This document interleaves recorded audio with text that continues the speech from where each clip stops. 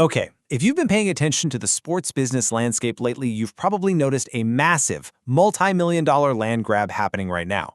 But it's not in football and it's not in basketball. It is happening in U.S. women's professional volleyball.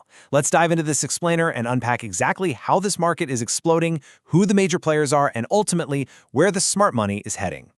Here is the roadmap for today. First, the volleyball land grab. 2, why volleyball and why right now? 3, the MLV versus LOVB market battle. 4, the threat of fragmentation. And 5, the global context and future strategy. Section 1. The volleyball land grab, from graveyard to gold rush. You know, for decades, the United States was an absolute powerhouse on the international stage. Think about the U.S. women's national team. They're basically a gold medal favorite every single time they step onto the court.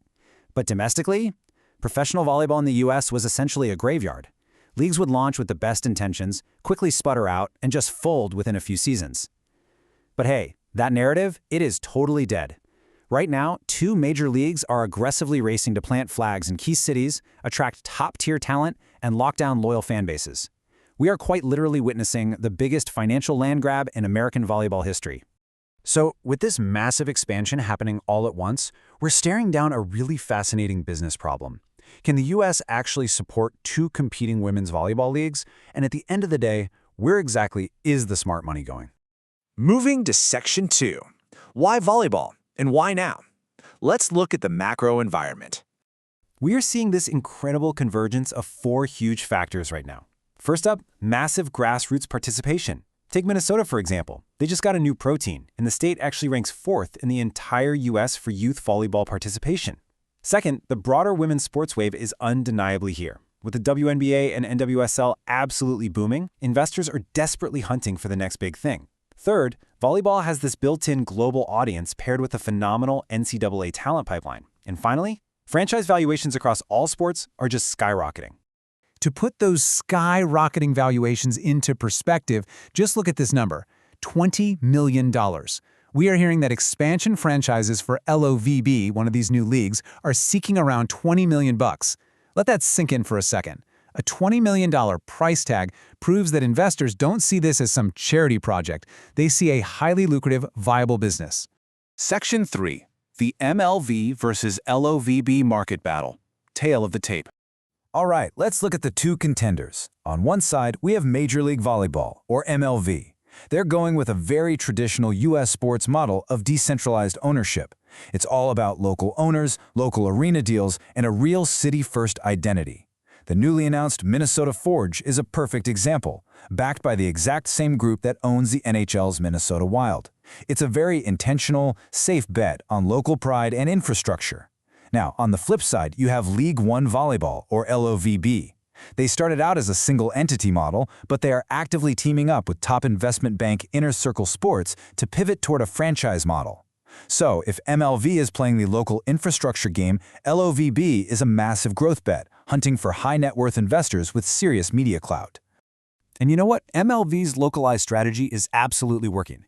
They brought in nearly 400,000 fans across 112 matches last season. That is a ton of butts in seats, and they're building genuine on-the-ground community traction. In fact, their club-level sponsorships literally doubled in their second year. That local economy play is yielding tremendous dividends. Meanwhile, LOVB is taking a totally different route to prove their powerhouse. They have tightly integrated with a network of over 90 youth volleyball clubs across the country. I mean, that is a built-in talent and fan pipeline right out of the gate.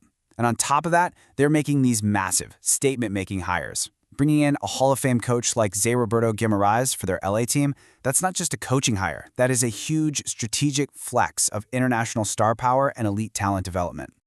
Moving to Section 4. The threat of fragmentation and cannibalization risk. Now, if you're an investor, there is a massive red flag looming over both of these promising leagues. First, media rights are currently splintered across ESPN, CBS, and Roku. Second, the leagues are running on overlapping schedules. But worst of all, we're facing literal market cannibalization. Look at the impending 2027 battle for Minnesota. You're going to have 2 different teams fighting for the exact same local fans. It's a classic business dilemma. If the fan base is split, basic economics dictates that neither league is going to reach its true revenue potential. Section 5. global context and future strategy, the worldwide appetite. To really grasp where this U.S. rivalry is heading, we actually need to zoom out. Look at India's Prime Volleyball League as a flawless proof of concept. Now, India is a completely cricket-dominated nation, right? But they launched the PVL, and their national team's world ranking just skyrocketed from 120 all the way up to 51.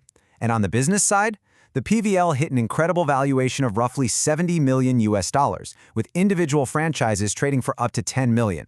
They proved you can develop national talent while building a highly profitable industry completely from scratch. Because the global appetite for this sport is undeniably surging right now.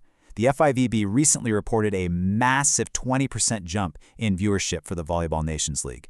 Plus, they are in advanced talks to bring the 2031 World Cup to China. The worldwide momentum here is massive. Which brings us to this absolutely crucial quote. The U.S. has a massive advantage, the NCAA. We naturally produce some of the absolute best talent on the planet through our collegiate system. Historically, all those amazing players had to pack up and go to Russia, Turkey, or Italy just to make a living. But if these new U.S. leagues can just keep that elite talent here at home, they are going to absolutely dominate the global product. So wrapping this up, we are looking at a divided but seriously booming landscape. MLVV has clearly won the early race for attendance, grassroots growth, and building local identity. Conversely, LOVB is pulling ahead in elite talent development, capturing those massive youth pipelines and locking down international star power. But here's the catch. Over the next 18 months, as both of these leagues expand to 10 or 12 teams, they are going to desperately need major consolidated broadcast partners to survive this turf war. Which leaves us with one final provocative question. As these two leagues race to secure the market, the smartest strategy might not actually be picking a logo to back. The real gold mine might lie in the players, the tech platforms, and the youth clubs themselves. So ask yourself, are you investing in the league, or are you investing in the ecosystem that feeds it? Thanks for joining me to unpack this explainer on the Volleyball Gold Rush. Catch you next time.